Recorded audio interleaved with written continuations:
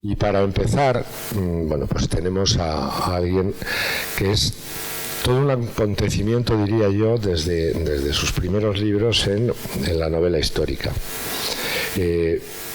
Por varias condiciones y porque quizás él tenga una mirada que para los momentos que trata es una mirada diferente. Jesús Sánchez Adalid es conocidísimo por ser un grandísimo escritor de novela histórica y todos tenemos en la cabeza el mozárabe o la alcazaba o el último libro que a mí me entusiasma tanto y ahora de pronto uno de esos lapsus, Jesús, el título del último libro, el de los leones que le llamo yo, las armas de la luz y tantos otros. Él va a hablar de lo que era la vida cotidiana en la España musulmana. Eso no significa hablar solo de los musulmanes, sino de todas las religiones que en un momento determinado cohabitaron, o convivieron, o fueron perseguidas unas por otras. Eso él nos lo dirá. Cuando les digo la mirada diferente, es que no todo el mundo sabe que Jesús Sánchez Adalid es un sacerdote. Es nuestro cura favorito.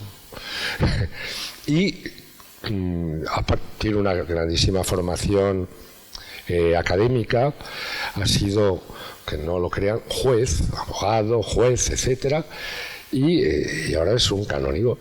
Esa mirada yo creo que se nota muy potentemente en sus libros porque es una mirada muy diferente cuando tiene que hacer un compendio de lo que son esas religiones, porque él es una persona de la religión y eso se nota.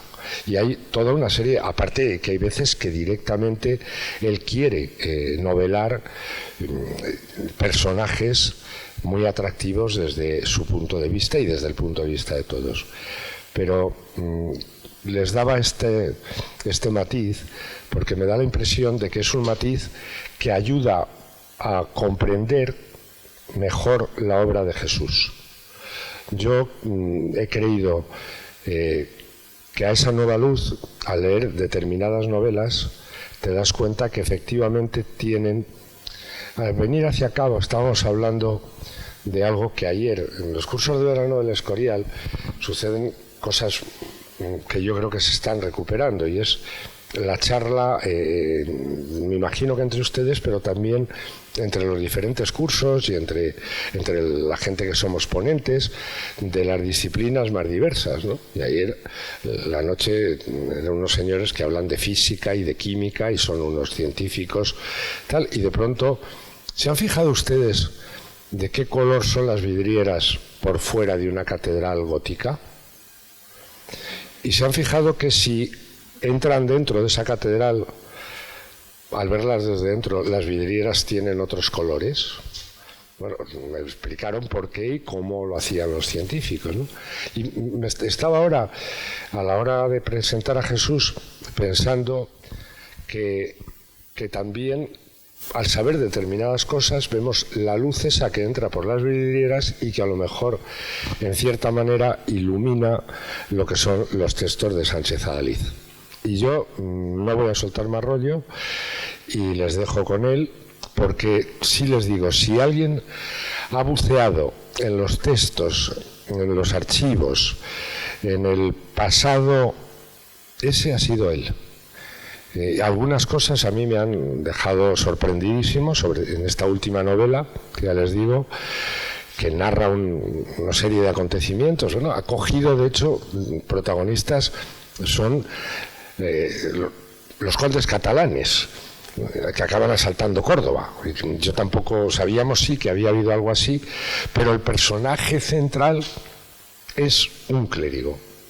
Y a la luz de eso se ve mucho más todo lo que Jesús ha querido narrar. Y me callo, porque él tiene la palabra y creo que vamos a disfrutarlo enormemente. Jesús, muchísimas gracias por estar aquí y, bueno, es otro de los miembros destacados de Escritores con la Historia. Y la verdad es que siempre ha sido un honor y un privilegio tenerlo, pero además también, y como se dan cuenta, muchos de nosotros presumimos y lo hacemos de nuestra amistad. porque somos, además de todo esto, grandes amigos. Muy bien, Jesús, un abrazo y a ello. Hasta luego.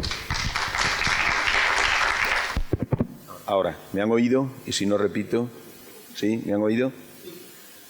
Pues decía gracias, Chani, por tu presentación y por haber contado conmigo en este curso. Me parece acertadísimo, de verdad, porque a ustedes les parecerá que lo que más trabajamos nosotros para armar nuestras novelas históricas es los grandes tratados, los acontecimientos, las batallas, los reyes, las jerarquías. Y sí, tratamos todo eso, pero fundamentalmente nos dedicamos a indagar en la vida cotidiana, porque es la vida cotidiana de los pueblos lo que realmente sirve para poder hacer una novela que sea entretenida, que sea creíble, que cumpla con el principio de verosimilitud y que así lo entienda el lector. Es decir, hay que escribir como si realmente hubieras estado allí, algo que dijeron los críticos de una gran escritora de novela histórica, Mary Renault, que como saben era inglesa, Mary Shallon, que durante la Segunda Guerra Mundial estuvo recorriendo Europa, no conocía Europa, pero como enfermera unida al ejército británico y llegó hasta Grecia y allí al mismo tiempo que cuidaba de los soldados y hacía sus labores, pues quedó fascinada por la antigüedad clásica y se dedicó a investigar y nos dio una versión en el siglo XX, a mediados del siglo XX, de la historia a través de sus novelas que quizá era novedosa en todo término, porque se trataba de eso, de entrar por dentro como una cámara panorámica para ir describiendo paso a paso los acontecimientos, pero desde dentro, desde abajo, desde la mirada íntima. Esto propició que los críticos dijeran: escribe como si realmente hubiera estado allí.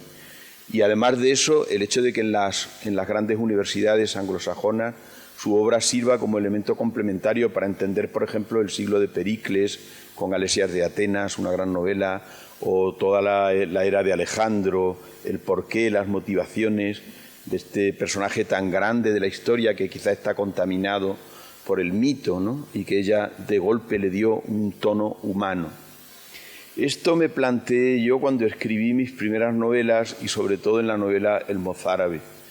Lo que yo le quería ofrecer al lector era la posibilidad de vivir Córdoba desde dentro, que estuviera inmerso en las comunidades vitales que conformaban la sociedad de Al-Ándalus en el califato en pleno siglo X.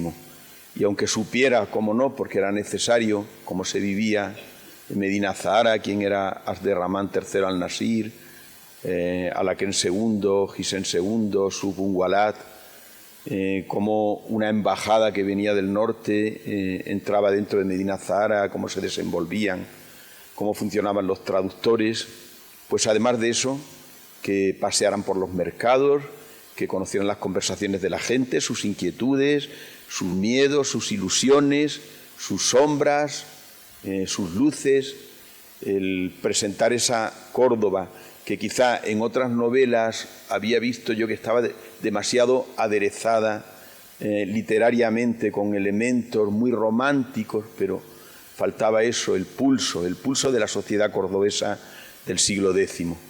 Y esto se consigue pues, a través de los tratados de vida cotidiana, que son muchos, cada vez más, es decir, historiadores que a través de los vestigios, a través de una investigación muy precisa de la escritura de la época, de las leyes, de lo que pensaban la gente que dejaron escrito, pues nos han ido describiendo paso por paso cómo era la vida en aquel Al-Ándalus del siglo X. Bueno, Al-Ándalus se extiende en un periodo más amplio, pero yo me voy a circunscribir a esa época porque parece que aquella Córdoba del siglo X se ha convertido para nosotros en paradigma, en ejemplo de lo que fue el momento más esplendoroso del Al-Ándalus hispano. De hecho, es en el siglo X cuando Córdoba es visitada por célebres viajeros, peregrinos, embajadores. Algunos vienen desde Bizancio, otros llegan desde el imperio franco-germánico, la corte de los otones, otros vienen de los capetos de Francia, otros llegan del Mediterráneo, de Roma, incluso de Germania, como aquella monja Gotvinta, que nos ha dejado una carta preciosa que describe la Córdoba califal y que se conserva en la Monumenta Germánica, esa colección de documentos de las cancillerías germánicas, donde están todos los escritos de los personajes de la época, los que se conservan, porque por desgracia muchos se han perdido. Pues Gotvinta dice que esta Córdoba califal es el ornato de Occidente. Imaginen lo que habría encontrado esta mujer allí, que peregrinó para venerar las antiguas reliquias de los mártires de la época romana y que de pronto queda fascinada por el lujo y la maravilla de la ciudad de Córdoba, que de ninguna manera ella pudo haber imaginado que iba a encontrar aquello. Y cuando dice que es ornato de Occidente, una mujer cristiana, y está hablando del mundo musulmán, pues eso nos da una idea de la importancia que tenía aquella Córdoba. ¿Cómo era la sociedad cordobesa? La sociedad cordobesa era una sociedad heterogénea. Quizá por la complejidad de aquel mundo, nosotros tenemos una imagen gráfica, demasiado gráfica, y la hemos reducido a esa simpleza de hablar de ella como de las tres culturas. Las tres culturas que son la cultura islámica, la cultura cristiana, la cultura hebrea. Pero Córdoba era mucho más, porque ninguno de estos grupos era homogéneo. Ya en sí mismo cada uno estaba configurado por muchas poblaciones, muchas idiosincrasias, personalidades. Por lo tanto, esa Córdoba es inmensa en todos los sentidos, pero sobre todo humanamente. Ya desde la llegada del primer ejército que venía de Damasco, el ejército de Rumi, había salido de Damasco en una conquista rápida, atravesando todo el norte de África hasta que cruzan el estrecho, entran en la península ibérica, y lo que en principio parecía que iba a ser una corta invasión se convierte en una nueva cultura, en una nueva era que durará nada menos que 8 siglos. Pues ya en aquel primer ejército de Rumi, la palabra Rumi tiene un gran significado porque viene de romano, significa literalmente en árabe romano, lo cual nos da idea de que el ejército de Rumi, que venía de Siria, de Damasco, estaba comandado por un gran general que antes había procedido de la cultura romana, que en este caso es la bizantina, lo que es el imperio romano de Oriente. Pues Rumi viene al frente de una inmensa muchedumbre que no solamente son musulmanes, no solamente son árabes, sino son todas las poblaciones que va recorriendo en los espacios que habían pertenecido anteriormente al Imperio Romano.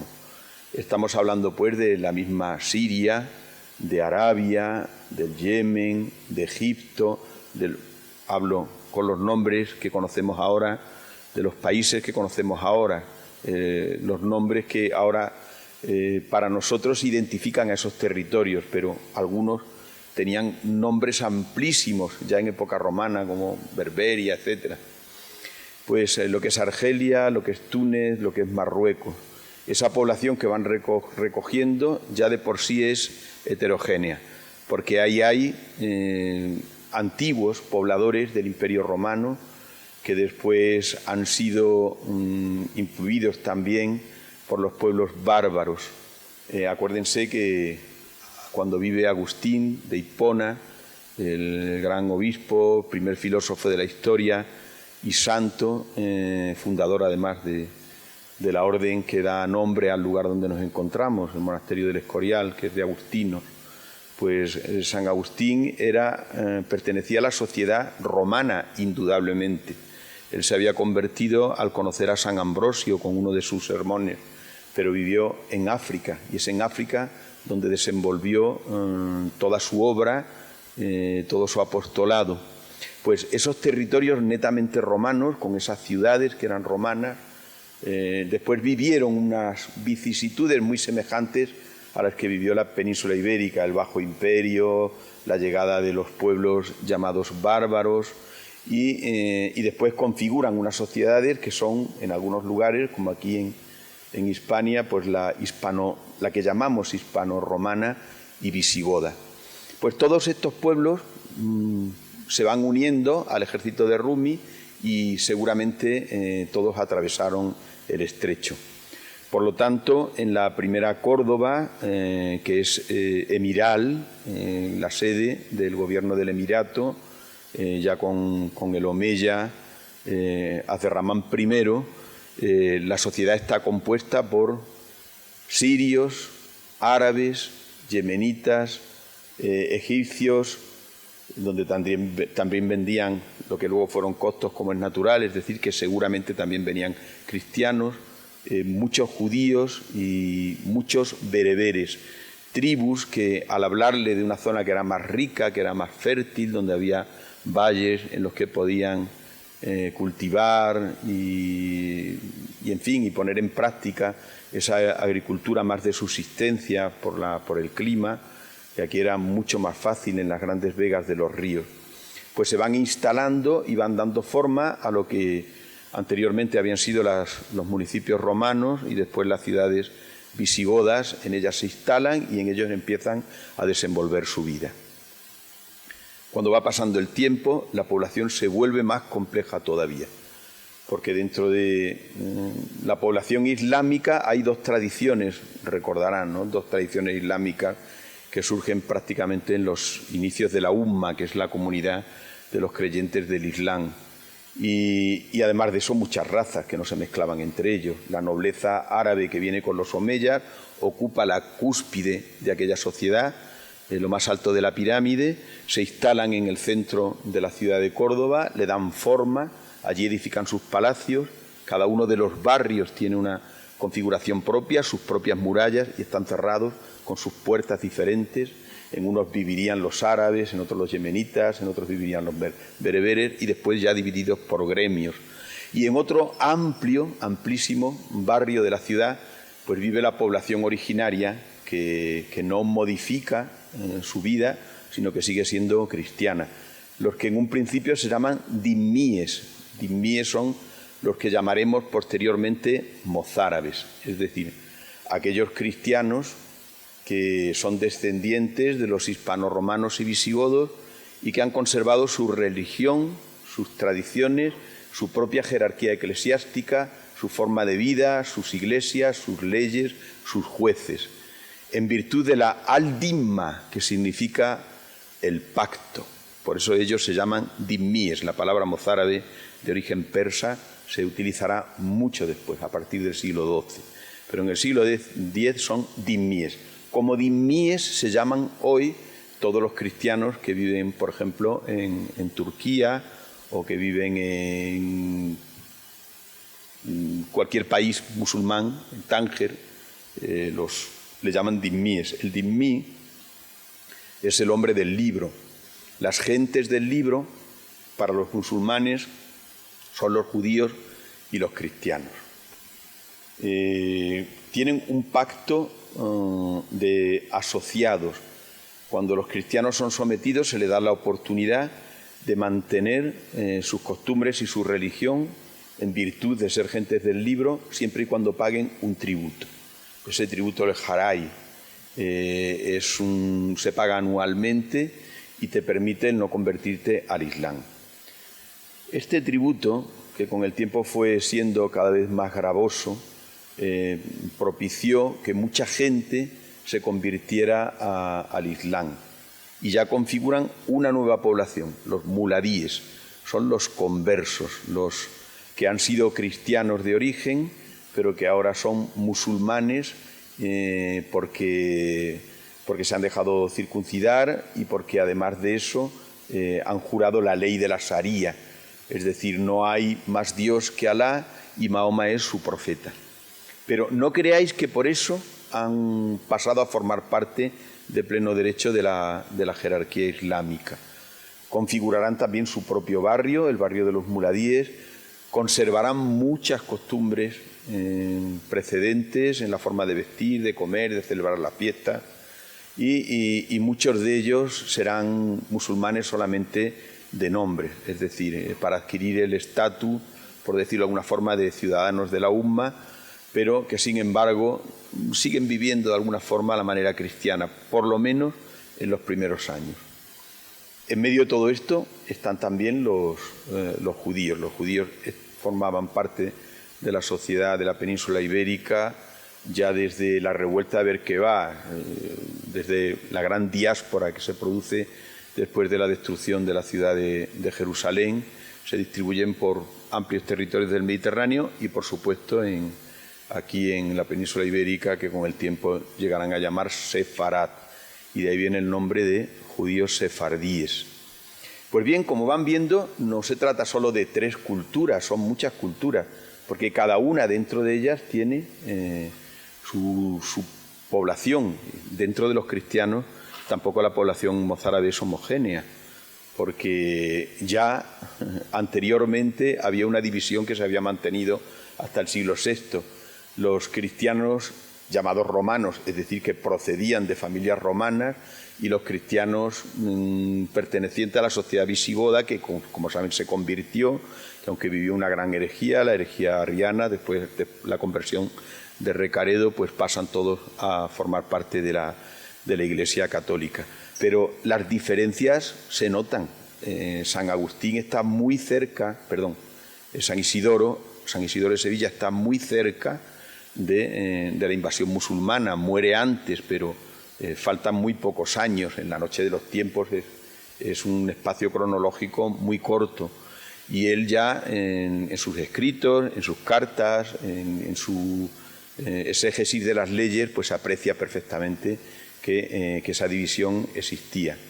De hecho, al propio San Isidoro, que es época visigoda, se le considera el pontífice, es decir, el puente entre la patrística, que es el cristianismo antiguo, y el cristianismo visigodo. Es, por lo tanto, un heredero de los escritores de la antigüedad cristiana, de Ireneo, del propio San Agustín, San Ambrosio, Orígenes, etcétera, los llamados padres de la Iglesia, de donde viene la disciplina que es la patrística. Por lo tanto, el mundo cristiano tampoco era homogéneo, porque además a Córdoba se fueron incorporando muchos cristianos que procedían de los reinos del norte.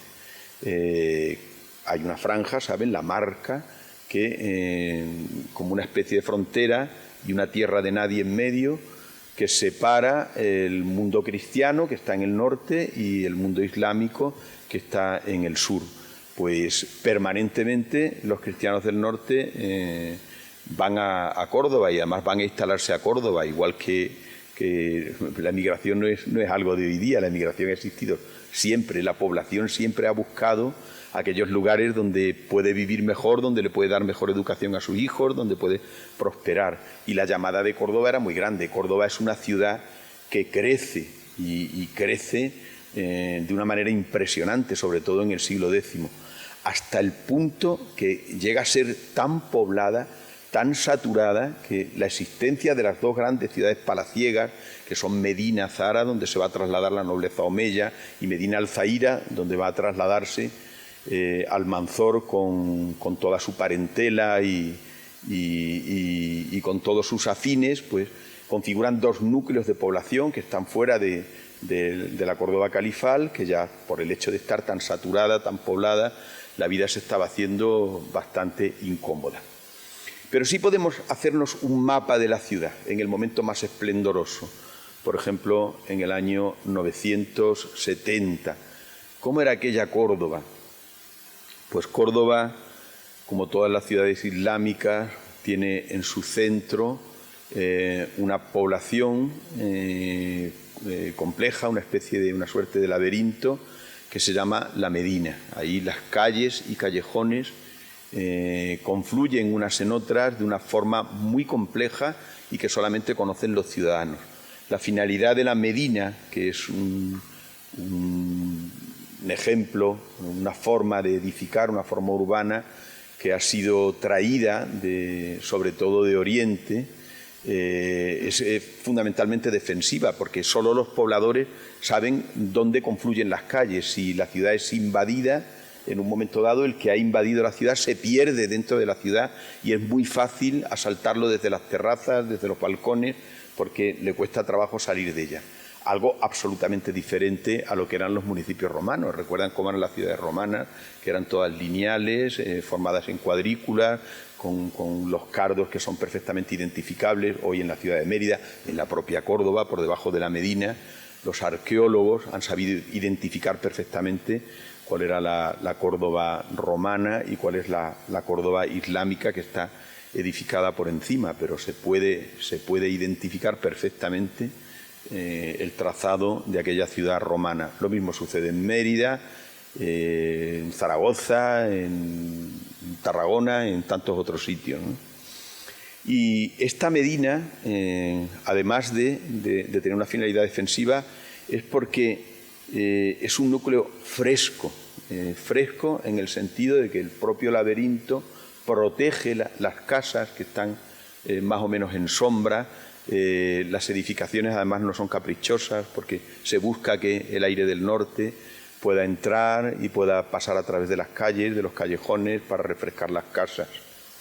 Las casas no tienen mirada prácticamente hacia afuera, hacia la ciudad, sino que miran siempre hacia adentro. Es la intimidad del mundo islámico. Estas ciudades hoy día son perfectamente reconocibles, no solo en Sevilla o en Córdoba, sino que además vitalmente y con plena vigencia en Fez. Si han visitado la ciudad de Fez, se habrán encontrado con una medina que funciona exactamente igual que la de la Córdoba califal. Es más, Fez tiene un núcleo de población, un barrio amplio que se identifica perfectamente dentro de la ciudad, que es el barrio de los andalusíes, porque una gran parte de la población, después de la finalización de la Reconquista, de la población islámica, los que llamamos moriscos, se desplazan hacia África, hacia Marruecos, hacia Argelia, hacia Túnez, y allí, dentro de las ciudades, tienen su propio barrio. Algo parecido a lo que ha sucedido en la península ibérica, en los orígenes de las comunidades musulmanas, sucede después. Es, por lo tanto, un mundo de ida y vuelta. Cuando los musulmanes, no digamos regresan, cuando marchan hacia esos territorios, pues configuran también su propio barrio, el barrio de los musulmanes que han venido desde la península ibérica.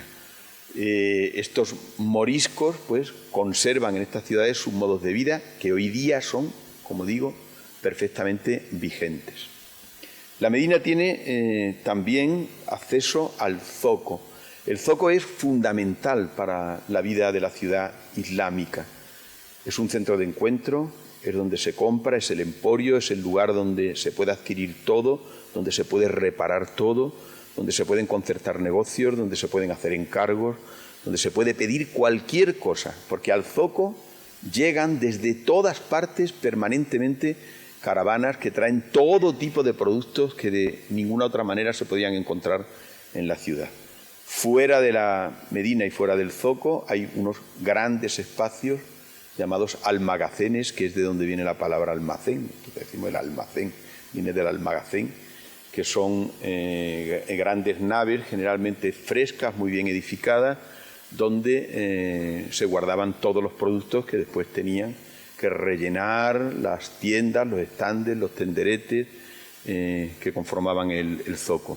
Y al lado de los almagacenes están también los caravasares, que son los lugares donde descansaban las bestias, los caballos, los camellos, están las grandes posadas o fondas, que viene de al-Funduk, es el lugar donde los viajeros y sobre todo los comerciantes pues pueden descansar, dormir, asearse, organizarse hasta que vuelvan a emprender otra vez el viaje, llevando siempre cosas. Los viajes aprovechaban y volviendo y regresando otra vez.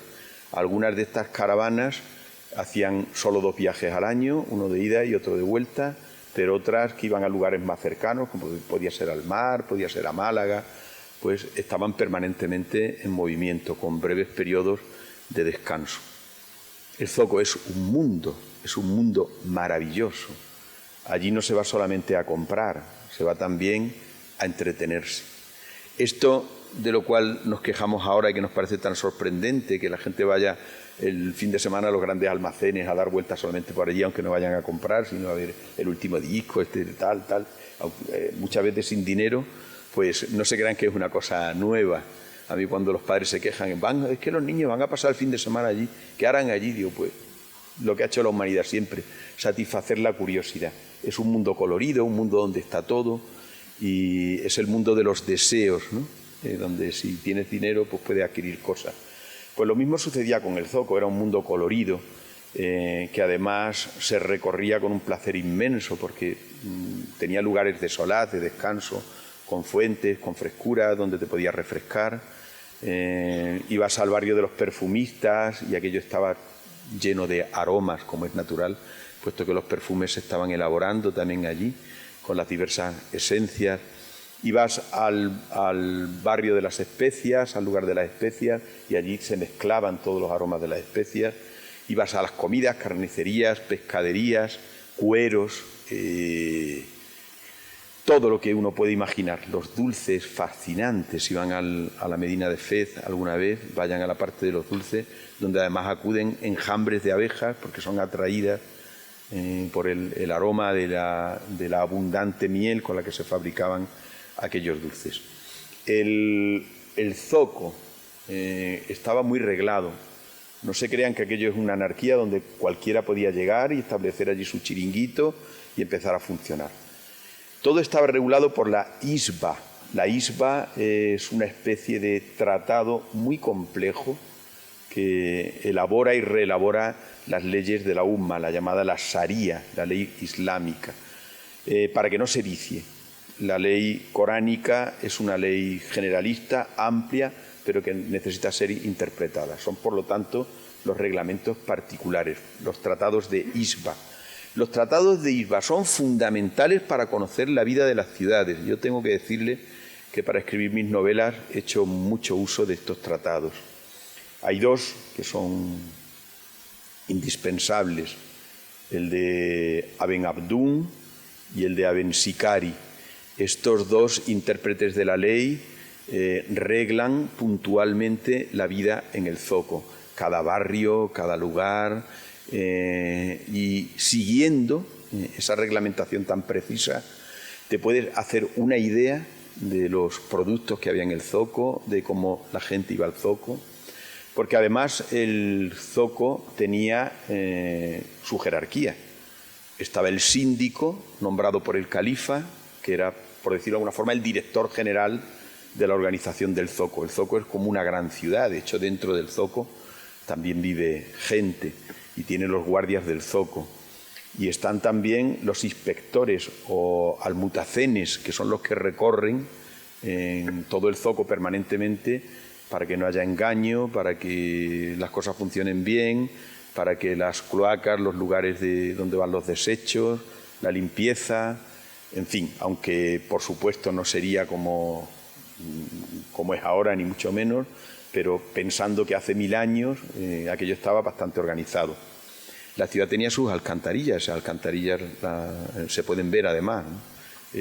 Los musulmanes, muchas de las cosas en la sociedad islámica, muchas de las cosas que ya estaban ahí, que funcionaban bien, desde época romana, recuerdan esas tuberías compuestas por segmentos de barro, unos colocados después de los otros, pues lo siguen haciendo los musulmanes en todas sus ciudades, por lo tanto el alcantarillado funciona.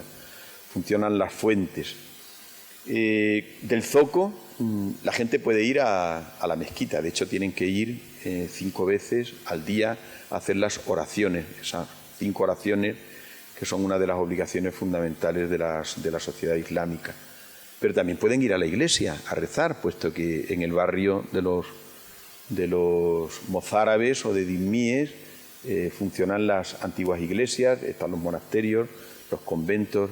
No pueden hacer sonar las campanas de bronce, puesto que no está permitido por la Sharia, pero utilizaban una especie de campanas de madera que se hacían perfectamente audibles. De esas campanas de madera viene la matraca. ¿Recuerdan la matraca? La matraca es una especie de elemento de madera que se usa solamente todavía en nuestros días, en algunos lugares en la Cuaresma. Es un sonido de madera con hierro, pues algo parecido eran las campanas mozárabes de la Córdoba califal. Y de ahí viene "me ha dado la matraca", porque ese ruido que sonaba durante un rato amplio pues molestaba a mucha gente, pues un ruido que no es agradable, no es tan agradable, tan sonoro, tan dulce como el de las campanas. Y la mezquita no es solamente el lugar donde se reza, sino que es un lugar de encuentro, celebración de reuniones ciudadanas, es un lugar fresco donde también en los lugares adyacentes, en los patios de naranjos, en las alamedas, pues se puede ir a refrescarse, a conversar, a hacer encuentros. Y también el lugar de formación. Junto a la mezquita está la madrasa, que es la escuela coránica, y allí los jóvenes pues van a aprender. La educación en aquella sociedad, pues como ha sucedido siempre, pues tenía diversos ámbitos, ¿no? La cúspide de la sociedad se formaba a través de maestros particulares, de tutores, pero el común del pueblo pues acudía a las escuelas de las mezquitas y a la madrasa. En las ciudades islámicas hay un momento de solaz, de placer y de descanso maravilloso. Es el baño, el hamán. Al hamán se acude los hombres por la mañana, las mujeres por la tarde. Aquella sociedad está perfectamente dividida y organizada para que los hombres hagan su vida por un lado y las mujeres por otro. La vida de las mujeres está bastante segregada, pertenece al interior del hogar, a la intimidad, a la reunión con otras mujeres. La vida de los hombres es mucho más libre, mucho más fácil. De hecho, las mujeres no pueden recorrer el zoco, tienen que ir acompañadas, no pueden ir solas por la ciudad, tienen que ir acompañadas. Las mujeres están sometidas al padre, están sometidas al esposo y si falta el padre o no tienen esposo, al hermano. Es decir, siempre al varón. Lo cual no significa que tampoco tuvieran sus momentos. Por la tarde cuando acudían al hamán se reunían todas, se daban masajes, conversaban, contaban sus cosas, hacían representaciones, chistes, cantaban, se prodigaban cuidados y se pintaban, se maquillaban, utilizaban las determinadas nueces para pintarse los labios o las encías, que también era costumbre, el col para lo que es ahora el rímel, ¿no? Para pintarse los ojos, la aleña para el cabello, muchas sustancias que se podían adquirir en el zoco y que muchas de ellas venían de Oriente, y los perfumes de almizcle y de jazmín, que eran los que utilizaban las mujeres, el sándalo era el que utilizaban los hombres.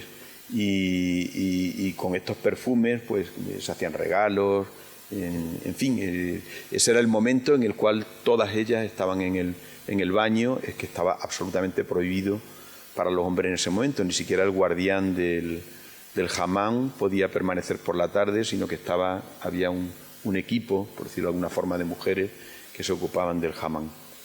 Cuando caía la tarde, especialmente en verano, la gente sube a las terrazas. Desde las terrazas se contempla toda la ciudad. Se ve ese laberinto que además cobra vida, una gran vida nocturna.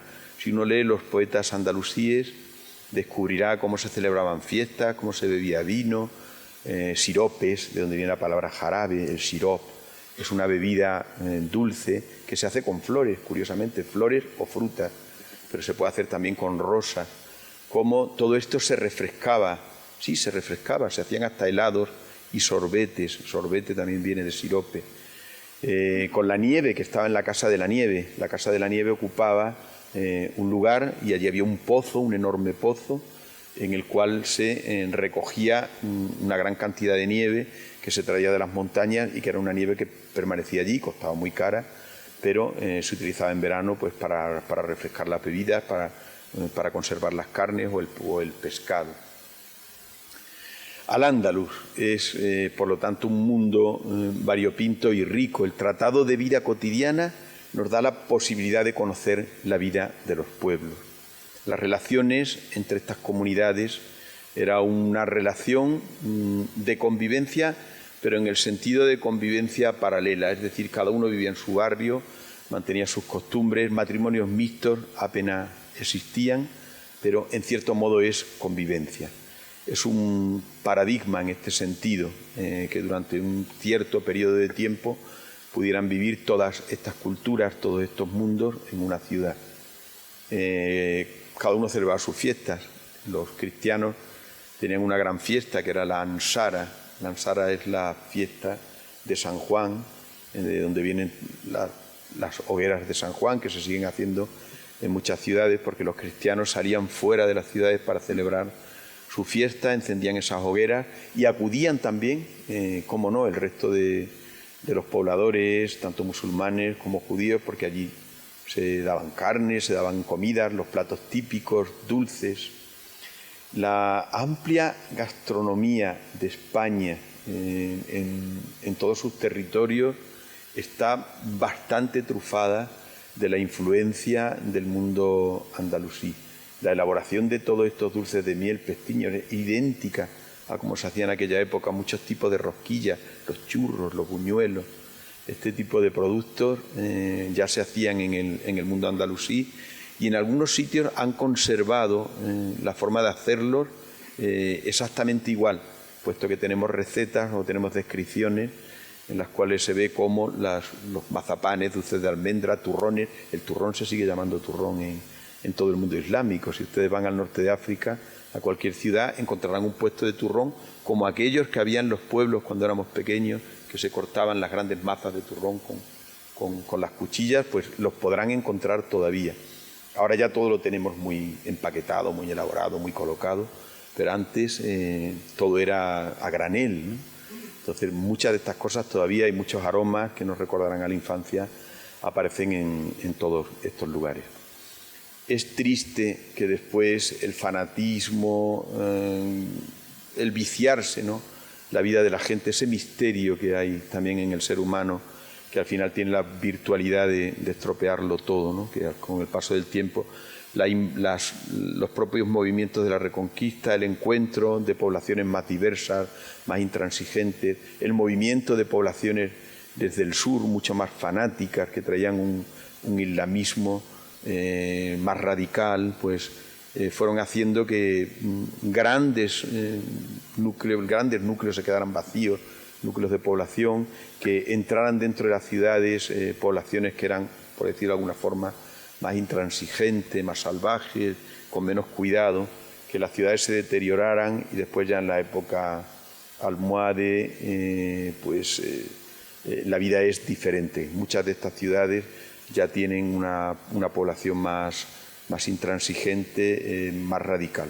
Aunque bien es verdad que en los periodos intermedios, los que hemos llamado reinos de taifa, donde se crean reinos que tienen jerarquías, ¿no?, que proceden de la división de la fitna, que es la disolución del califato, pues organicen también su vida, y algunas ciudades tenemos referencia de que durante largos periodos de tiempo han conservado esta forma de vida tan genuina, tan exclusiva del Al-Ándalus califal.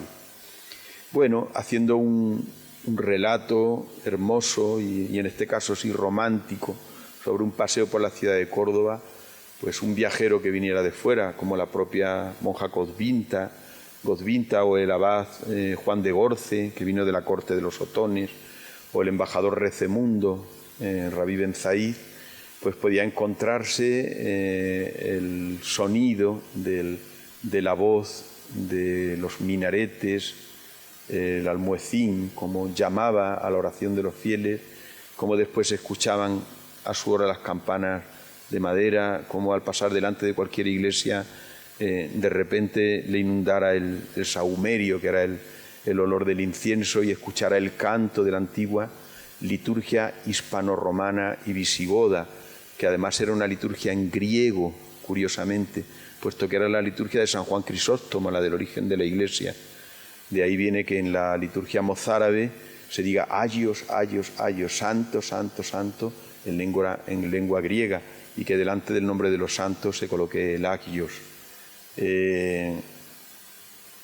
A la caída de la tarde, pues podía escuchar los sonidos de la música dentro de los patios, en los lugares íntimos, el paso de donde vienen las rondallas o rondas, ¿no? Los cantores que iban recorriendo la ciudad por la tarde, a la puesta de sol, esperando que alguien les llamara para entrar dentro de un palacio y les cantara o les recitara poemas para pasar la velada mejor. Y bueno, como les decía, esto se puede reconocer hoy día cuando se visita alguna de esas ciudades, pero nos da idea de la gran complejidad y la riqueza que tiene la vida en España y la riqueza que tiene nuestra historia, que no es fácil de conocer precisamente por su complejidad. Es lo que hemos intentado los escritores de novela histórica, recrear todo aquel mundo para darles la posibilidad de que viajen a él y que sientan igual que nosotros, que de alguna manera, aunque sea con la imaginación, estuvieron en él. Muchas gracias.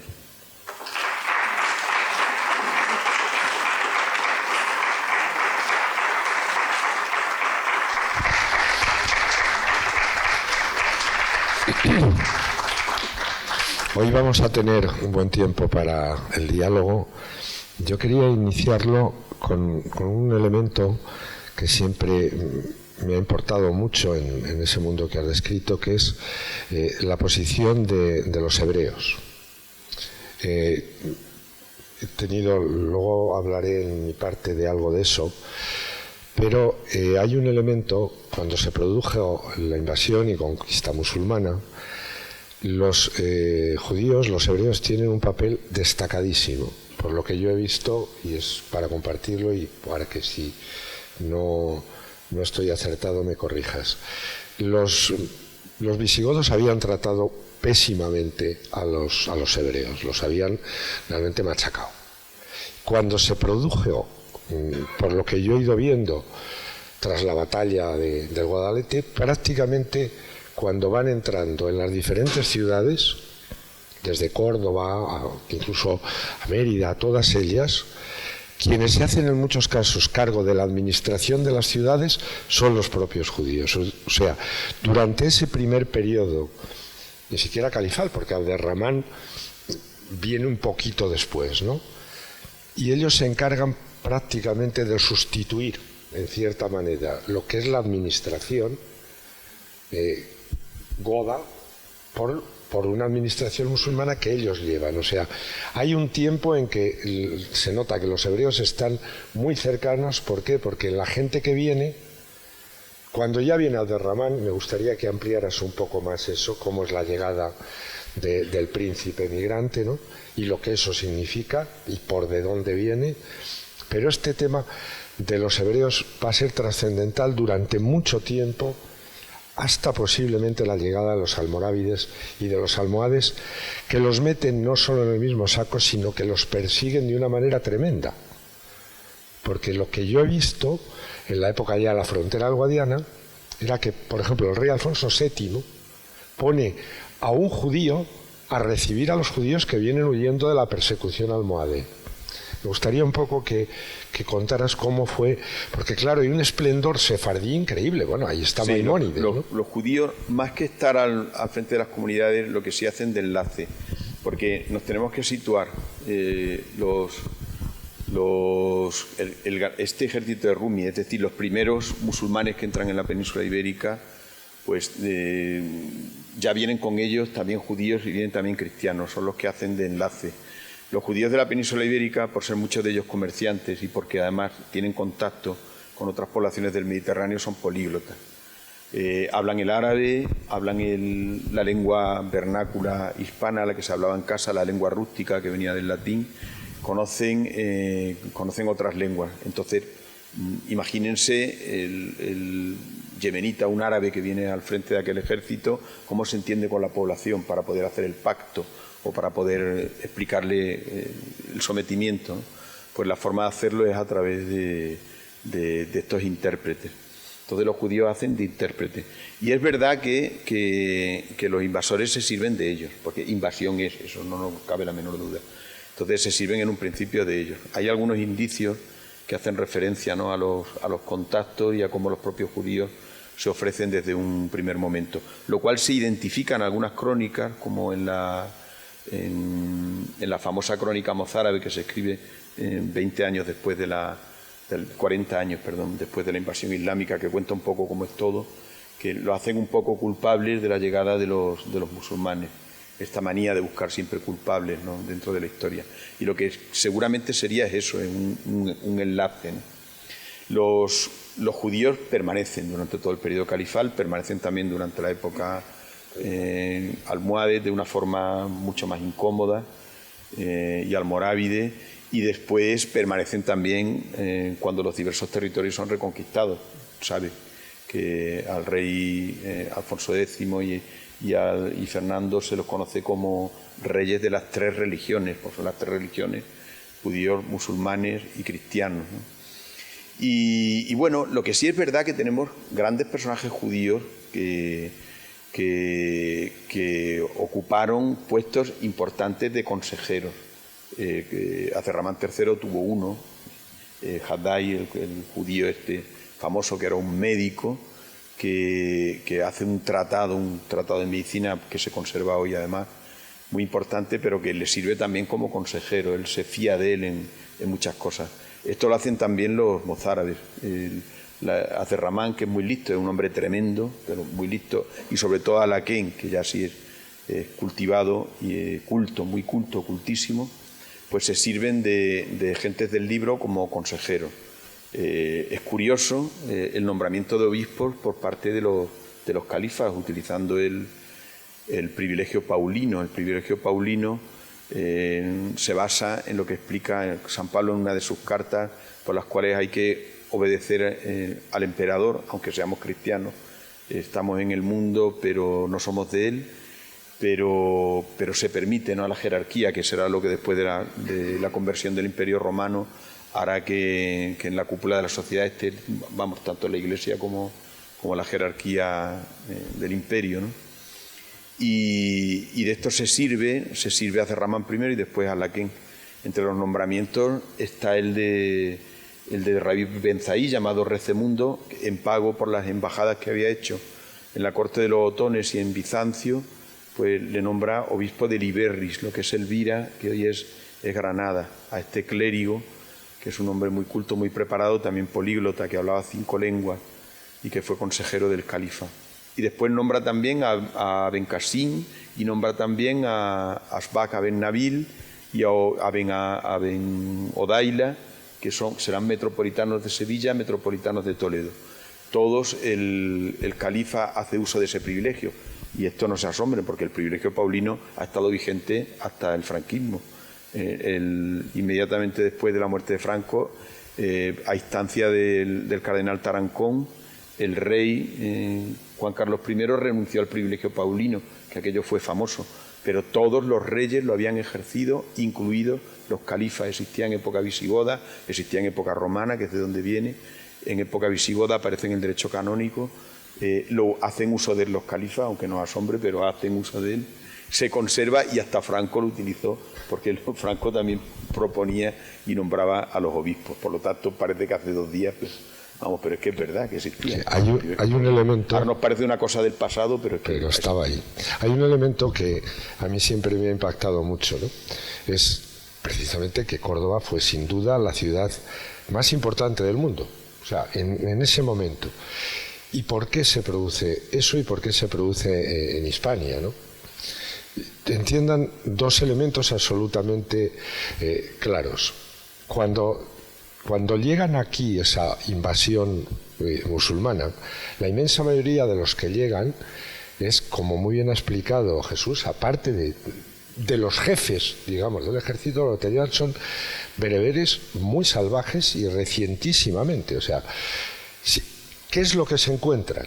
Y es donde viene algo que cada vez se está poniendo más a la luz. Lo que se encuentran es un territorio, y ayer lo explicaba perfectamente Santiago Posteguillo, de un nivel altísimo de cultura, de civilización e incluso de infraestructuras. Miren ustedes lo siguiente: las calzadas no las hicieron unos bereberes del desierto, estaban aquí. O sea, estamos hablando de la Hispania romana. Los baños también estaban aquí. Claro. Hay quien dijo que los baños, que Milán ha traído los baños estaban en los baños romanos. O sea, lo que ellos hacen es llegar a las grandes ciudades. Si se fijan, las grandes ciudades musulmanas son ciudades previamente romanas y luego hispano-romanas. Córdoba es la capital de toda la Bética. Mérida es la capital de la Lusitania. César Augusta es Zaragoza. Ahí hasta Astúrica, que es Astorga, o Lugo, o León. En fin, todo lo que... Y por las conducciones de agua, los cultivos. Los cultivos, lógicamente, quien sabía de cultivos era una población hispano-romana, de vino, de aceite, de trigo. ¿Y por qué? Eso es la base que se encuentra el Islam aquí. Pero ¿cuál es el detonante todavía mayor que se produce? Estamos hablando de una población hispano-romana que es la parte del imperio romano más influyente en Occidente, incluso, como contaba Posteguillo ayer. Y lo más perdurable. Claro, y la más perdurable, es la que más perdura. Pero ¿quién es el que viene, ese príncipe migrante? ¿Y de dónde viene? Recuerden ustedes 2 libros de Posteguillo. Julia. ¿Quién es Julia? Es una emperatriz siria. ¿Y de dónde vienen los omeyas? De Damasco. ¿Qué sucede? Que se produce de pronto en Córdoba 2 elementos. ¿Y quién es esa provincia? Esa provincia romana es en Oriente la más avanzada en cultura, y tiene además otro elemento. Ya no es solo romana, es grecorromana, porque ha tenido una influencia enorme del mundo griego en toda esa zona. Y aquí se hace una réplica de ese mundo. Y aquí lo que se hace en Córdoba es eso. Y Toledo es una réplica de todavía Toledo. El acero se llama acero de Damasco. Claro. Y la joya típica de Toledo es el damasquinado, y eso viene de Damasco porque se asienta la población en Toledo. Pero fíjense que en ese momento, yo viendo textos, la traducción del Discórides es toda una epopeya de griego al árabe, luego al latín. Claro, y la decadencia de Córdoba precisamente es porque después del saqueo, lo que cuento yo en el Arma de la Luz, después del saqueo de los condes catalanes, las tribus, las grandes cávilas que vivían en el valle, que se dedicaban a la agricultura y a la ganadería, penetran ya, empiezan a vivir en la ciudad. Entonces, no es una población urbana, no está acostumbrada a vivir en la ciudad. Entonces ya interrumpen el modo de vida propio urbano de la ciudad de Córdoba, y Córdoba entra en decadencia y es prácticamente abandonada. De tener casi 600.000 o 700.000 habitantes, que en el siglo X es una barbaridad, pasa a tener 70, 80, es decir, se queda el 10% de la población después de ese momento. Había una... Mire, esto es, si me permite la expresión, la madre del cordero. Es una incógnita y es parte de las grandes disputas entre Américo Castro, Claudio Sánchez Albornoz, en fin. Esto es muy complejo. Lo que sucede, pensamos que la sociedad visigoda era ya muy decadente. Había muchas luchas internas, había muchísimos problemas entre ellos. Entonces, ¿qué población puede venir en el primer momento? En el primer momento llega este ejército que es muy poderoso y se van produciendo diversos pactos, porque la sociedad estaba enfrentada. No hay otra forma de entenderlo. De hecho, Al-Mamuda, que es la crónica mozárabe, que nos explica, es el único documento, no tenemos otro, el único, que nos explica lo que sucede, nos cuenta que todo esto es por consecuencia del grandísimo pecado de discordia y disolución que había dentro de la sociedad visigoda, que se van produciendo los diversos pactos y ya el movimiento de población es incontenible. Entonces viene ya mucha población del norte de África, se instalan en los grandes valles. Esta población convive y no convive, porque de las revueltas sí tenemos noción. Si los mártires de Córdoba, por ejemplo, en el siglo IX, en la época de Abderramán II, es porque la población se levanta contra la dominación islámica. Ya en esa época, en el año 820, en el siglo IX. Y la ciudad de Mérida, esto describo yo en una novela, en la novela Alcazaba, donde se explica por qué la ciudad de Mérida, por qué se conserva tan poco cuando era la capital de Lusitania y había sido capital de los suevos, porque es destruida por completo por Abderramán II para construir la alcazaba y proteger el puente. La población se traslada y es la fundación de la ciudad de Badajoz. Es decir, que en muchos lugares no hay una coexistencia pacífica y se tardan 200 años en que realmente la sociedad musulmana se asiente bien y ocupe bien los territorios. O sea, hubo muchos conflictos, exceptuando el pacto de Tozmil, que es en Levante, pero incluso Toledo. Toledo tiene también la jornada del foso, que se decapitó a toda la cúpula hispano-romana, muladí y también muladí, porque no se fiaban de ellos ya. Cuando Abderramán III funda el califato, que es el año 926, es porque ya está absolutamente seguro que tiene dominada la sociedad. Y no ha sido fácil, no fue tan fácil, parece ser. Sí, hay un elemento que he estudiado recientemente, que es precisamente desde el primer momento, dentro del mundo musulmán, lo que dice la parte visigoda. Fíjense lo que ha sido Rodrigo, lo que ha sido la anterior, etcétera. Hay una carnicería continua en las cúpulas visigodas. Después de Leovigildo y Recaredo, todo empieza a ir hacia una decadencia y hay realmente una situación. Cuando se derrota al ejército visigodo, como está muy centralizado, prácticamente implosiona todo. Pero fíjense que en ese momento el Islam parece absolutamente incontenible. O sea, es que supera los Pirineos. Estamos pensando, superaron los Pirineos y tomaron la Narbonense. O sea, y hay un momento determinado que eso parece que va a extenderse Europa hacia arriba. La pequeña rebelión Astur, las dimensiones, las explicaba incluso Isabel ayer, están reducidas a eso que ella llama de traer de las montañas de Dios, que es un territorio mínimo, etcétera. ¿Cómo puede ese territorio tan pequeño, en un primer momento, de Pelayo, su hijo Fabila dura 3 viñetas, pero qué pasa ya cuando aparece Alfonso I y después de ese periodo de los reyes que se van cambiando, Alfonso II? Tiene mucho que ver con lo que sucede en el mundo islámico. Lo que han hecho los jefes, que todavía no es Abderramán en ese primer momento, es que al norte han colocado en lo que son las fronteras, por decirlo del norte, a tropas bereberes. En Astorga, toda esa zona está tomada por los bereberes. Y se produce una terrible revuelta en Córdoba y los bereberes abandonan las guarniciones de prácticamente todo el norte y se bajan a tomar Córdoba. O sea, abandonan Astorga, abandonan Lugo, abandonan todo lo que es Galicia. ¿Qué sucede?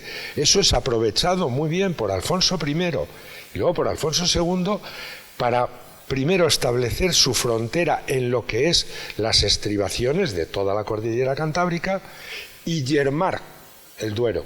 Prácticamente ahí ya se produce una primera frontera estable. ¿Por qué? Porque los bereberes han bajado y se han lanzado a una guerra civil entre ellos, ¿cómo le llaman? Y los baladíes. Pero luego es que se produce otra inmediatamente. Los bereberes son derrotados. Finalmente. Consecuencia de que aquella población no era homogénea. Claro, pero los derrotan problemas, y aparece Abderramán I, que es muy listo. Llega aquí y no dice que a su familia se la han cargado de entrada. Él dice que es un omeya. Y ya consolida un poder. Pero otro elemento que me ha sorprendido mucho es que las primeras revueltas dentro del mundo islámico fueron no tanto por mozárabes, algunas sí, sino... No, por mozárabes, berberes, muladíes... Exactamente, todo, claro. Pero primero ver, los muladíes, los Ben Lope de Toledo, los Ibn Musa de Zaragoza... Benicasi...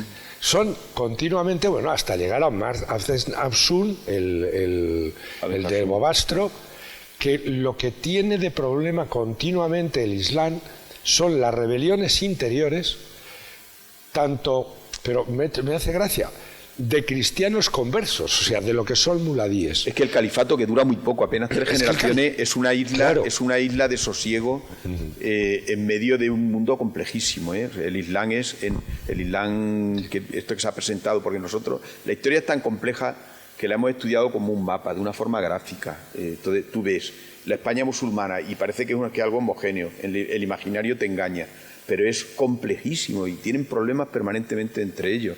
Y por eso se disuelve. Se disuelve, el califato no dura nada, dura un padre, un abuelo, un hijo y un nieto. Se acabó. Y en la implosión y los reinos. Allí, antes, ahora... Sí, por favor. Que éramos romanos, que no éramos una banda de salvajes. Hombre, por Dios. Es que eso sí que es una patraña. San Isidoro de Sevilla era el hombre más culto de Occidente, justo antes de llegar los musulmanes a la península ibérica. Y por Dios, la etimología de San Isidoro es el sumum del pensamiento, de la filosofía. Porque esto está todo muy lleno de mitos, porque hemos confundido lo que es con lo deseable. Ahí está el problema. Entonces, nos hubiera encantado, claro, yo soy patrono de Paradigma Córdoba, de la Fundación Paradigma Córdoba, que trata de estudiar de todas estas cosas, ¿no? Y nosotros ya hemos llegado a la conclusión, y hay muchos pensadores, filósofos de diversas religiones, hemos llegado a la conclusión de que, efectivamente, ¿por qué conservamos el Paradigma Córdoba? Porque es un paradigma de convivencia que no debes convertirlo en algo desdeñable. Aquí somos muy de dar bandazos. De golpe las 3 culturas maravillosas, todo esto es una maravilla, y ahora vamos a tirarlo todo a la basura porque no existió. No, hombre, no se trata de eso. Vamos a intentar racionalizarlo y ponerle un poco de cordura a esto.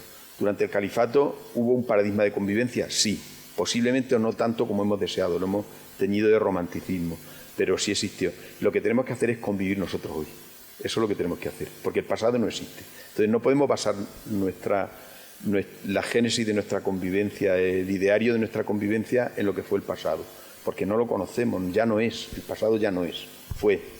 Pero si nos ha dejado como herencia alguna idea bonita, como puede ser esa que ha dicho, vamos a ponerla en práctica, es lo que tenemos que hacer, convivir nosotros, es lo que tenemos que hacer. Y no pelearnos por si convivieron o no convivieron, porque a mí me ha pasado muchas veces esto al revés, usted lo ha expresado con cariño, maravillosamente bien, pero a mí a veces se me ha levantado alguien y me ha dicho, porque ustedes los escritores, Voy a decir, me aterrorizo y me callo. Digo, nosotros los escritores nada, nosotros hemos querido contar lo que entendemos que fue aquello, pero no hemos pretendido hacer nada. Yo por lo menos no he pretendido de ninguna de las maneras reinventarme nada. Me ha comprendido, pero la aportación es muy buena. Y efectivamente, lo que ha dicho Chani y lo que le hemos dicho aquí, que muchas cosas ya estaban aquí. Bueno, yo he oído de todo, que el aceite lo trajeron los musulmanes, que la Biblia trajeron los musulmanes. Entonces, ¿qué pasa? Que no se celebraba misa con vino. Es que todo lo trajeron los árabes, todo lo trajeron los... No, hombre, por Dios. Yo tengo una idea. No, quizás algunas cosas las perfeccionaron, los injertos, eso sí sabemos que lo hicieron. Las huertas, bueno, las llevaron a un nivel que eso no hay nada más que ver Murcia y muchos sitios, ¿no?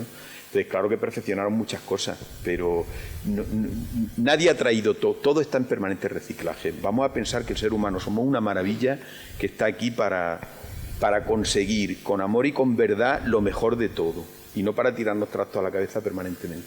Entonces, claro que el tema del andaluz ha servido para eso, sí, porque el mito a veces se exacerba, se lleva a los límites y se convierte también en fanatismo. Y el problema del fanatismo. Sí, perdón, es que hay muchas preguntas, vamos. Antes, cuando se ha apuntado...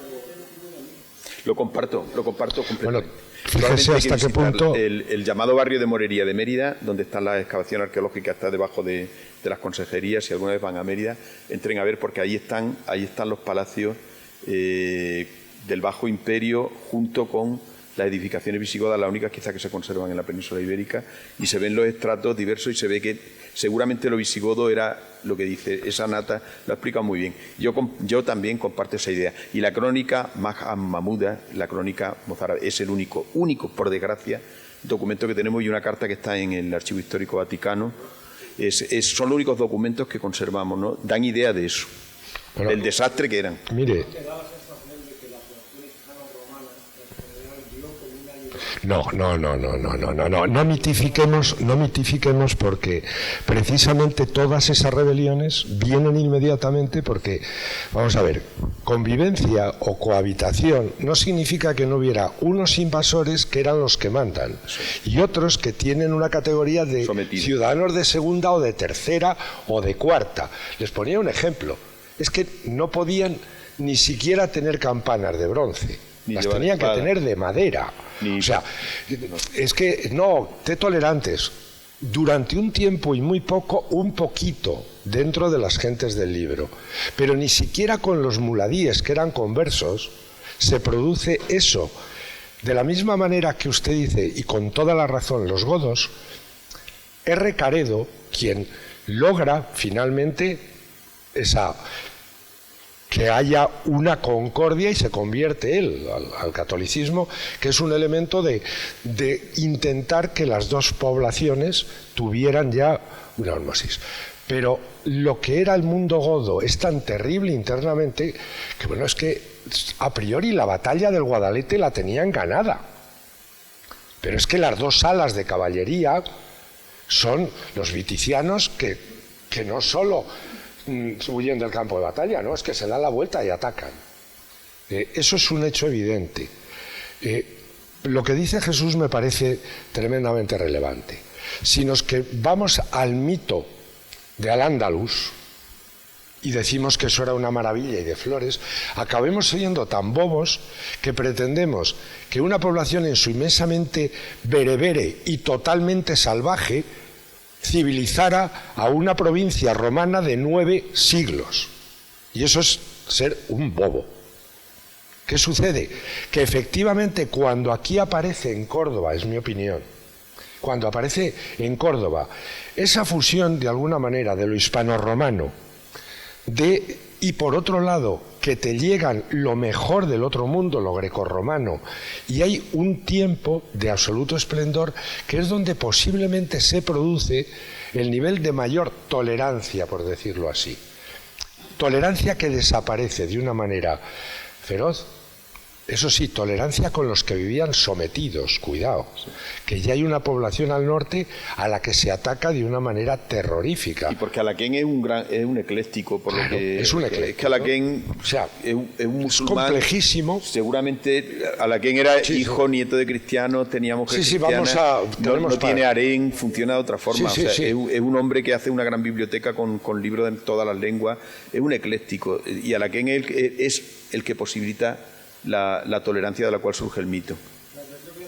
Sí. La que se resiste.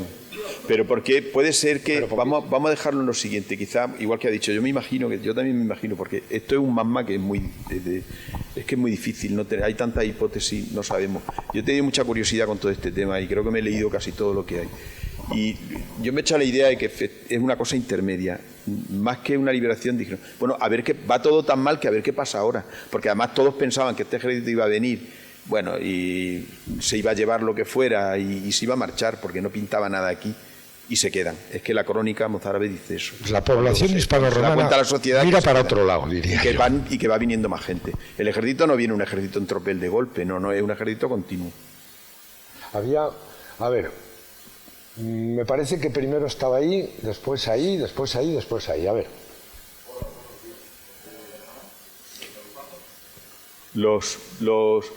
En el ejército hay no solamente cristianos mozárabes, que los hay, por supuesto, como ese Rumi que vino originariamente en el ejército de Damasco, era un cristiano de Siria. No están obligados, porque nadie está obligado a formar parte del ejército. El ejército se va a formar parte porque alguien te moviliza, ¿no? Tu jefe local o quien sea. Pero no solamente hay cristianos mozárabes, sino que hay también cristianos de los territorios cristianos del norte. Una de las cosas que me sorprendieron cuando leyendo las crónicas es que con el ejército de Almanzor, que fue a destruir Santiago de Compostela, iban muchos mercenarios leoneses condes. Y bueno, es que eso es algo sorprendente. Eso es verdaderamente atroz. Cuando él ataca Compostela, 2 condes leoneses van con las tropas de Almanzor. Es que el dinero es muy poderoso. De la misma manera que en un momento determinado hay tropas musulmanas poniendo a Reyes el León.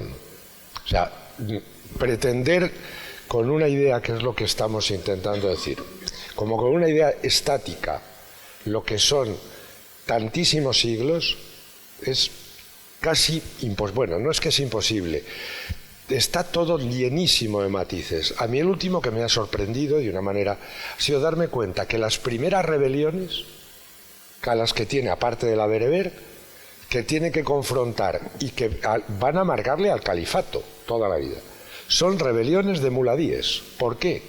Porque de la misma manera que en un primer momento se había mirado, si quieres, para otro sitio, empieza a ser el yugo islámico más, yo creo que cada vez más duro para unas poblaciones que tenían, bueno, lo del foso que contaba Jesús, o la sublevación continua de todo el valle del Ebro contra el califato del tercer rey de Musa, que se le llamaba. Y saben que los Abu Quasi eran primos hermanos y hermanastros de los García Íñiguez de Navarra. Conde Casio se convierte al Islam porque le interesa, porque la conversión te venía muy bien, menos impuestos y te dejaban incluso un territorio. Pero su hermanastro era el Íñigo Arista, que era el cristiano de Navarra. Eso se produce. Y luego hay otro elemento en el mundo cristiano que hay que también entender. Cuando se ha dicho el Cid es un mercenario, no. Hay que entender lo que era la sociedad medieval. Rodrigo Díaz le había prestado vasallaje al rey de Castilla y León, pero no le había prestado vasallaje al rey de Aragón ni al conde de Barcelona. Por tanto, a él le parecía perfectamente bien que su mesnada estuviera combatiendo con los Jud de Zaragoza contra, y eso no había dentro del esquema de valores de la época nada contraindicado. Estaba dentro, digamos, él era leal a Alfonso VI, a su rey, y por eso no había ningún impedimento. Luego hay traiciones más duras, como la de los condes leoneses ayudando a Almanzor a atacar la ciudad santa. Eso se oculta mucho en la historia, pero está ahí, ¿no? Yo creo que es fascinante todo este periodo precisamente por eso. Y también creo que hay un momento que pudo estar ahí, que es el momento de los reinos de taifas, sobre todo los primeros. Porque ahí la población musulmana, tanto árabe como bereber, se han hispanizado de una manera tremenda. Exacto. O sea, el rey de Badajoz, el rey de Toledo, etcétera. Y ahí sí que se ha producido continuos intercambios y alianzas. Pero, ¿qué sucede? Que ahí los cristianos ya son muy potentes y hay una cosa que dicen genial. Lo dice el rey Abdalá de Granada. Yo le tengo que pagar parias todos los días a Álvar Fáñez, que vienen de parte de Alfonso VI, y claro, lo que hago es alimentar a sus caballos de guerra para que un día me invadan. Y si no lo hago, y llamo a los almorávides, que es lo que hicieron, me van a aplastar ellos, como le pasó. Y entonces ese es un periodo muy efímero, y luego ya vamos a entrar en otra dinámica, yo hablaré de eso esta tarde, que es ya muy diferente. Ya no estamos hablando de un al-Ándalus hispano, sino vamos a estar hablando de dos grandes invasiones, que son los integrismos almorávide y almohade. Y ya de esto que estamos hablando quedan las raspas. Sí. Pero me parece muy interesante lo que está pasando aquí esta mañana, porque estamos viendo lo que es un momento que no es ni todo blanco ni todo negro, que no es así, y que ni hay un mito por un lado, ni podemos caer en el mito de Al-Ándalus, ni podemos caer en una simplificación exacta del mundo cristiano. Y hay muchas más preguntas allí. Bueno, funciona no solamente Córdoba, también Sevilla, que después es una ciudad también importante, con gran población también hispano-romana, pero lo de Córdoba tiene que ver con los omeyas, más que nada. Es cuando llega el primer omeya, cuando Córdoba empieza a florecer. Córdoba está muy bien posicionada, es una ciudad romana importante, con un urbanismo muy preciso, con un puente que cruza el río Guadalquivir, está en una vega amplia, una vega muy fértil y está además muy bien comunicada. Tiene un paso por Sierra Morena que es bastante cómodo, donde está el castillo de Dar al-Bakar, ahí en Ovejo, y desde ahí pues se tiene acceso a una vía importante, que es la vía de Albalá, o después llamada Vía de la Plata. Se puede hacer también muy bien al mar, tanto a cualquiera, ¿no?, de los puertos de mar, y después porque le placía mucho, le gustó mucho al Omeya, a la ciudad de Córdoba. Echaría un vistazo por los alrededores. Córdoba no está lejos de Sevilla, y de entre todas las ciudades parece ser que Córdoba es la que más le gustó para reedificarla y para hacer una ciudad propia.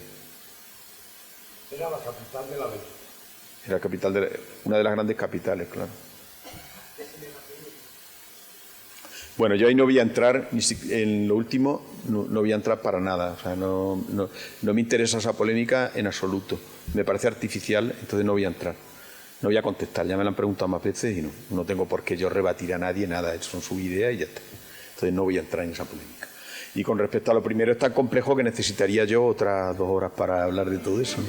Ya al principio lo he explicado. Venían de Siria, del Yemen, de todos los países que conforman el norte de África, que recogen esa población, que esa población es también descendiente de los romanos, que son también los bereberes. Los bereberes generalmente se asientan fuera de las ciudades, generalmente, porque su forma de vida es más rural, diríamos hoy día, ¿no? Entonces se dedican más a la agricultura y a la ganadería. La jerarquía, que generalmente eran árabes, como es natural, venían de la cúspide de Damasco. Es que en Damasco había una corte omeya ya, había ya un califa en Damasco. Entonces todos los que vienen después con los omeyas, pues son los que se exilian con este omeya, ¿no? Cuando hay una gran revuelta y un conflicto, una guerra civil. Y se van a Córdoba, lo que acabamos de contar hace un momento, se instalan en Córdoba. Con respecto a lo que ha preguntado de las tierras y de las casas, pues como todas las dominaciones, en algunas ciudades ocuparían.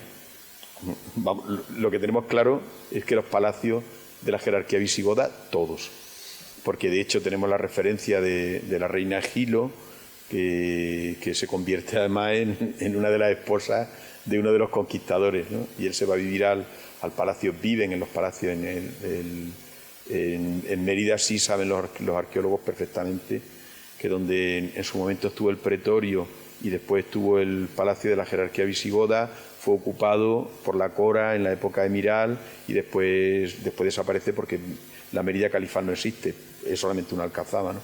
Pero ahí ocupan el palacio. Y eso pues tiene la lógica de todas las ocupaciones, invasiones militares y las poblaciones nuevas que llegan. Pues se van, el momio, por decirlo de alguna forma, se lo cogen siempre ellos. ¿Y los bereberes? Sí, además pero es que no solamente hace 1000 años o 1200 años, todavía Gaddafi, en su época joven, siendo ya dictador y presidente y todo eso, cuando venía, por ejemplo, a Madrid o a París, llevaba su jaima y pedía un jardín donde colocar su jaima, porque se agobian en los edificios, digamos, formales, ¿no? Y Pemán, en sus viajes por África, cuenta cómo los descendientes de Abdelkrim, como todo, vivían en las ciudades, pero siempre en la jaima. Y aquí es literalmente como has contado. Los bereberes durante muchos años viven fuera de las ciudades, aunque las ciudades les pertenezcan. Pero el modelo, ellos importan ese modelo. Sabemos que esa ciudad, que Damasco era una ciudad, como después ellos reelaboran la ciudad de Córdoba, esta capital de la Bética, ellos la reelaboran, importan ese modelo y van haciendo la vida pues según su forma de vida anterior. Bueno, esto el ser humano lo hace esto con mucha frecuencia cada vez que coloniza o se instala en otro sitio. Cuando vas a Cuzco te das cuenta que está el Cuzco antiguo, ¿no? Y sobre el Cuzco antiguo está edificada una ciudad que a mí me recuerda siempre a Trujillo, a nuestro Trujillo extremeño, ¿no? Y digo, pues, se trajeron Trujillo aquí, pero monumental, enorme, grandísimo, pero siempre me siento en el centro de Cuzco como en Trujillo. Pues cuando uno ha visitado Damasco, bueno, Damasco, qué pena hablar de Damasco, pero cuando uno ha visitado Damasco, antes de todo esto, es inevitable, o sea, piensas en España, es que no puede, es que piensas en Córdoba, piensas en Toledo, es muy parecido, con la distancia tan enorme que hay, todo el Mediterráneo por medio, pero te sientes ahí. Sí, sí. Hacemos un receso y a las 12, ¿qué hora es? Pues las 12 menos cuarto. A las 12:15. A las 12:15, que tengo que prepararme lo mío. Gracias. Gracias.